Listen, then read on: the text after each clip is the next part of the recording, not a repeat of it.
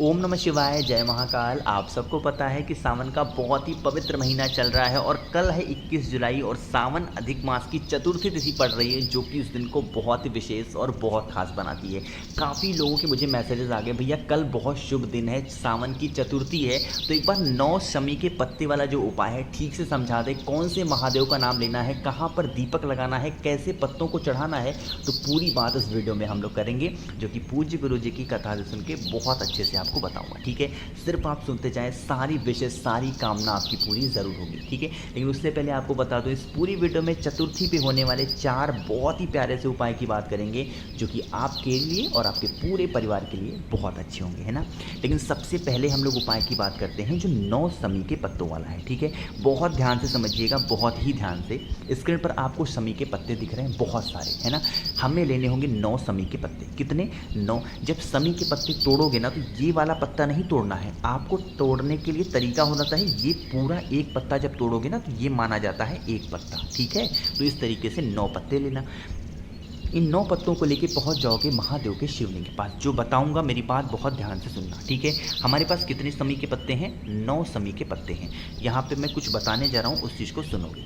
9 शमी के पत्ते हैं। इन 9 शमी के पत्तों में से सबसे पहले समझो कि महादेव का पूरा परिवार शिवलिंग पे ही विराजमान है ना। तो जो 9 शमी के पत्ते हैं ना, इन 9 में से जो 5 शमी के पत्ते होंगे वो आपको समर्पित करने होंगे भगवान गणेश के स्थान पे श्री शिवाय नमस्तुभ्यम का ध्यान करते हुए। ठीक है, किसका ध्यान? श्री शिवाय नमस्तुभ्यम। तो 9 में से तो 5 शमी पत्र हमने समर्पित कर दिए भगवान गणेश के स्थान पे।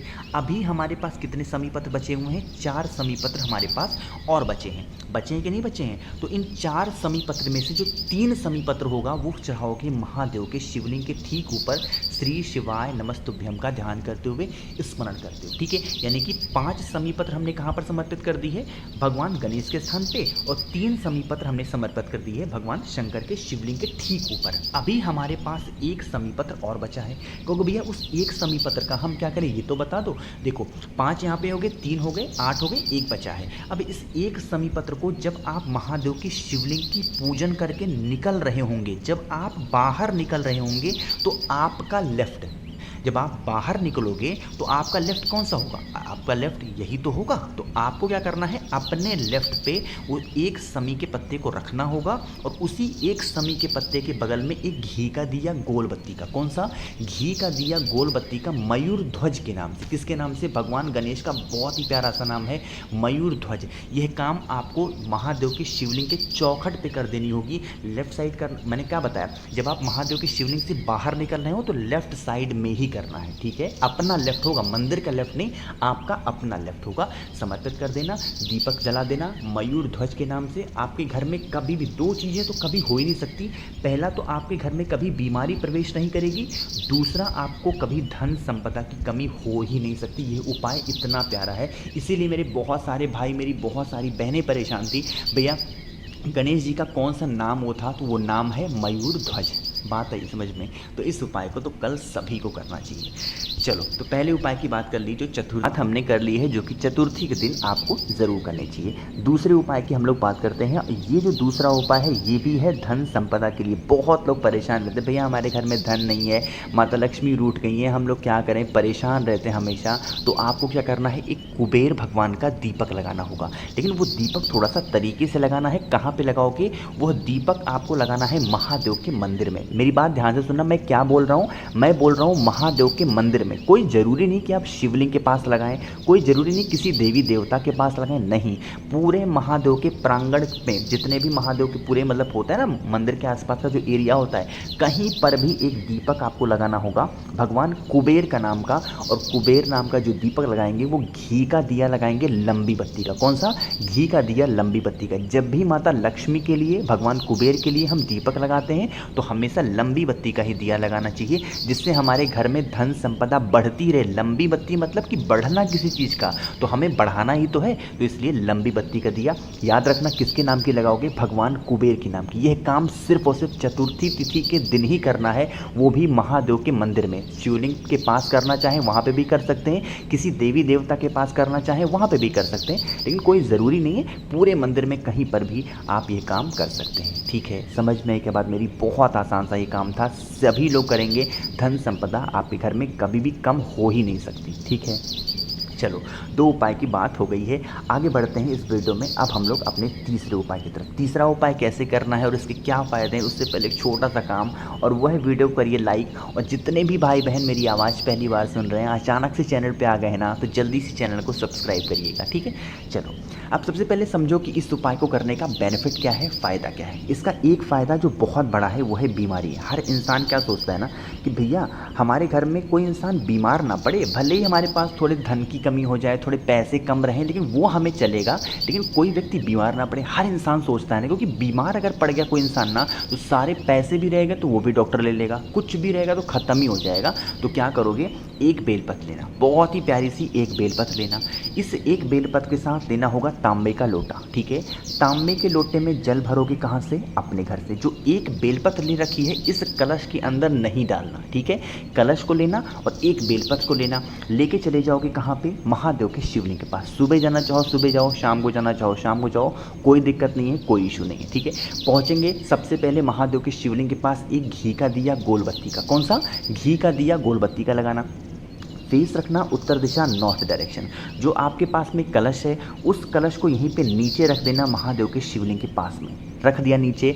जो आपके पास में एक बेलपत्र है उस एक बेलपत्र को इस कलश पे टच कराएंगे, छुआएंगे। चाहे तो कोई सा भी नाम लेके, श्री शिवाय नमस्तुभ्यम, या फिर कुंदकेश्वर महादेव, या फिर अवधूतेश्वर महादेव, इनमें से कोई सा भी एक नाम लेकर के आपको यह बेलपत्र इस कलश को टच कराना है, सिर्फ छुआना है, उसके अंदर डालना नहीं है। टच कराने के बाद महादेव के शिवलिंग के ठीक ऊपर समर्पित कर देना, श्री शिवाय नमस्तुभ्यम का ध्यान करते हुए।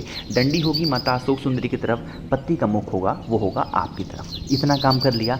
यह जो कलश अब यहाँ नीचे रखा है आपने, बेलपत्र चढ़ाने के बाद इस कलश को फिर वहाँ से उठाएंगे। ठीक है, उठाने के बाद फेस रखना उत्तर दिशा, नॉर्थ डायरेक्शन, और उसी बेलपत्र के ऊपर जल की धार बिल्कुल स्लो मोशन में धीरे धीरे कुंदकेश्वर महादेव के नाम से, किसके नाम से, कुंदकेश्वर महादेव के नाम से समर्पित करोगे। जल बहता हुआ जलाधारी से नीचे गिरेगा। इस जल को, जिस कलश से जल को चढ़ाया है वही कलश यहाँ पे लगा करके इस जल को थोड़ा सा रोक लेंगे। ठीक है, रोकने के बाद जो भी व्यक्ति आप पे घर में बीमार है, बहुत परेशान रहता है, हमेशा मेडिसिन ही खाता है, दवा ही खाता है, उसको आप थोड़ा सा ले जा करके आचमन करा देंगे। आचमन का मतलब क्या है, चाहे तो 2-4 बूंद पिला दो, या फिर उसके होठों पे लगा दो, या फिर आचमन नहीं करा सकते हो तो आप क्या करेंगे, हाथों में लेके इनके शरीर पे छिड़काव कर दो। जो भी व्यक्ति बीमार है आप पे घर में, करके देख लीजिएगा, बहुत ही सुंदर सा उपाय है। इसमें कलश के अंदर नहीं डालना है बेलपत्र को, कलश को टच करा करके छुआने के बाद महादेव के शिवलिंग के ऊपर समर्पित करना है, उसके बाद एक लोटा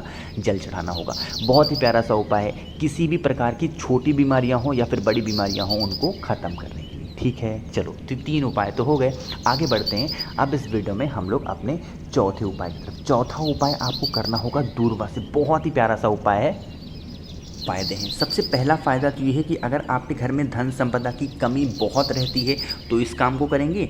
दूसरा, मेरे जो भी भाई बहन का कोई व्यापार है, बिजनेस है, दुकान है, वो चलता नहीं है तो भी इस उपाय को कर सकते हैं। ठीक है, थोड़ा सा नियम समझेंगे इस उपाय का, बहुत ही आसान सा है।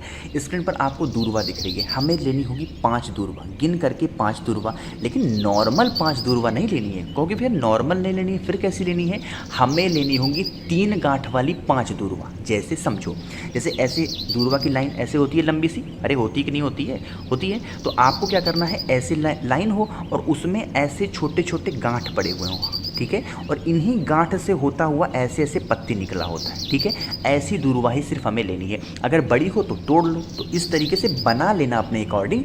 कौन सी लोगी, 5 दूरवा लोगे, 3 गांठ उसमें होनी चाहिए, इससे ज़्यादा ना हो, इससे कम ना हो। एक बार यहाँ पर देख लो कैसे बना हुआ है, चाहे तो स्क्रीनशॉट ले लो, चाहे तो समझ लो, वीडियो को रोक करके इसी तरीके से दूरवा को हो, ऐसे लंबी सी लाइन हो और उसमें, फिर से बता दे रहा हूँ, ऐसे ऐसे करके 3 गांठ बने हो, यहाँ से होती हुई पत्तियाँ ऐसे निकली हुई रहती हैं। ठीक है, तो ऐसी दूरवा लोगे। कितनी दूरवा लोगे, 5 दूरवा। साथ ही साथ आपको उन 5 दूरवा को लेके चले जाना है किसके पास है, भगवान गणेश के मंदिर में। हमेशा महादेव ही याद आते हैं, मैं क्या ही करूँ। तो आपको जाना होगा भगवान गणेश के मंदिर में करना चाहो या फिर अपने घर पे करना चाहो कर सकते हो। एक सफ़ेद फूल भी ले लेना, थोड़ा सा अच्छा हो जाएगा। तो 5 दूर्वा, एक सफ़ेद फूल। फिर देखो, भगवान गणेश को आपको समर्पित करना होगा। महादेव मेरे पूरे मन धन हर जगह समा गए ना, मैं कभी भी कुछ भी बोलता हूँ ना, पता नहीं क्या ही होता है कि मैं हमेशा महादेव का ही नाम निकलता है। अब देखो वीडियो बनाता हूँ, हमेशा महादेव का नाम निकलता है, कोई और भगवान का नाम आता ही नहीं है, पता ही नहीं क्यों, क्या ही रीज़न है, समझ में नहीं आता मुझे। चलो कोई बात नहीं। तो 5 दूर्वा जो आपके पास में है ना, वो आपको यहाँ पर समर्पित करनी होगी। समर्पित करना हो, जो एक सफ़ेद फूल है ना, वो भी यहीं पे समर्पित कर देना, ठीक है। हाथ जोड़ करके विघ्नहर्ता से जो भी आपको मांगना हो, जो भी कहना हो कह लेना। हमारे घर में धन की कमी रहती है, बहुत परेशान रहते हैं, इस तरीके से अपने अकॉर्डिंग कहना।